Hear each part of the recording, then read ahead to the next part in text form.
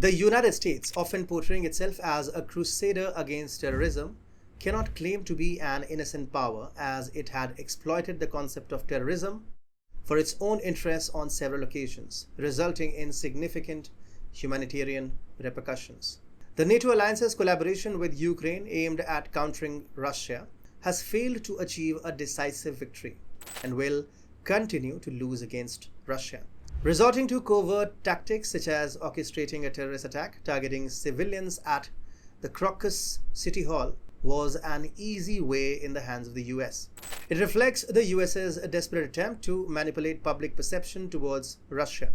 While the US typically attributes such attacks to groups such as ISIS-K, recent reports suggest CIA involvement in guiding Ukrainian GUR to orchestrate that terrorist act.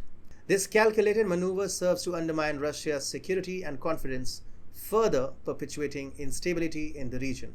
A complex scenario involving GUR, which is Ukraine's military intelligence service, and ISIS-K, which is Islamic State Khorasan province, in connection with the terrorist attack at the Crocus City Hall venue in Moscow.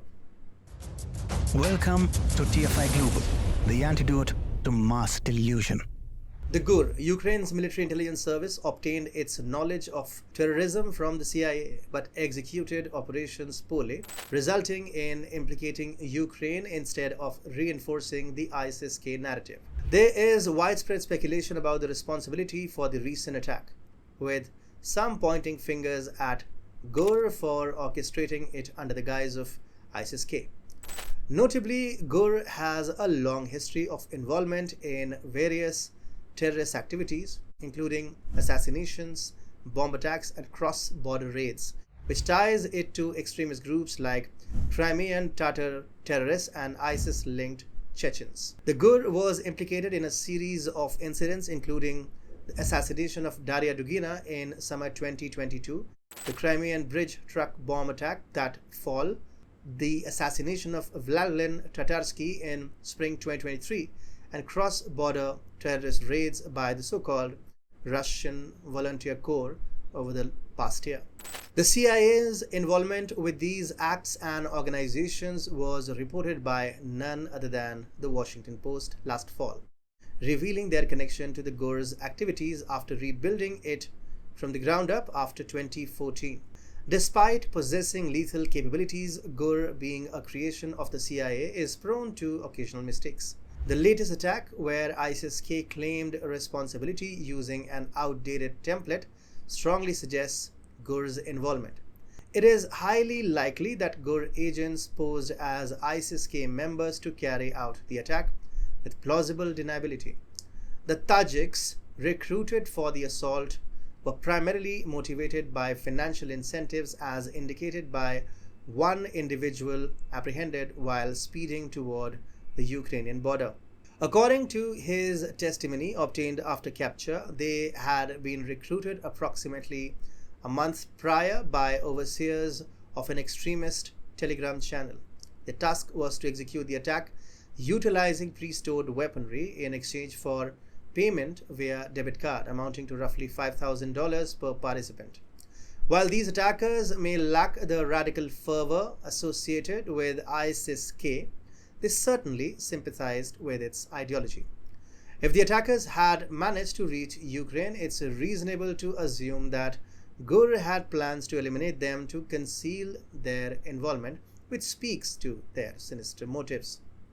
GUR's numerous blunders, including recruiting individuals unprepared for martyrdom and using an outdated template, have effectively cast doubt on mainstream narratives, bringing to light the flawed approach of the intelligence service.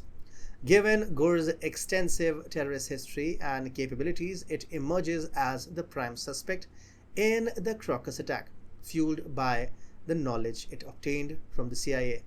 GUR's series of significant blunders encompass the recruitment of individuals who were ill-prepared for martyrdom, a departure from the typical readiness of ISIS-K members to sacrifice their lives for the 72 virgins after life. Additionally, GUR failed to adequately instruct them on seeking refuge post-operation and resorted to using an outdated news template. These errors not only raised doubts about the mainstream narrative but also drew considerable attention to Gur's involvement in the incident.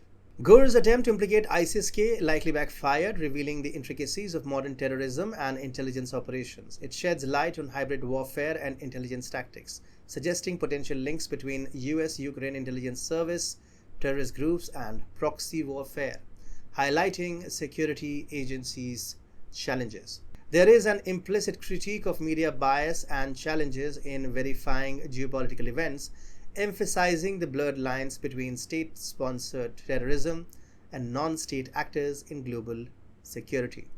Overall, it paints a vivid picture of a shadowy world where alliances are ever-shifting, motives are murky, and the pursuit of truth remains elusive, echoing the grim realities of contemporary global security landscapes.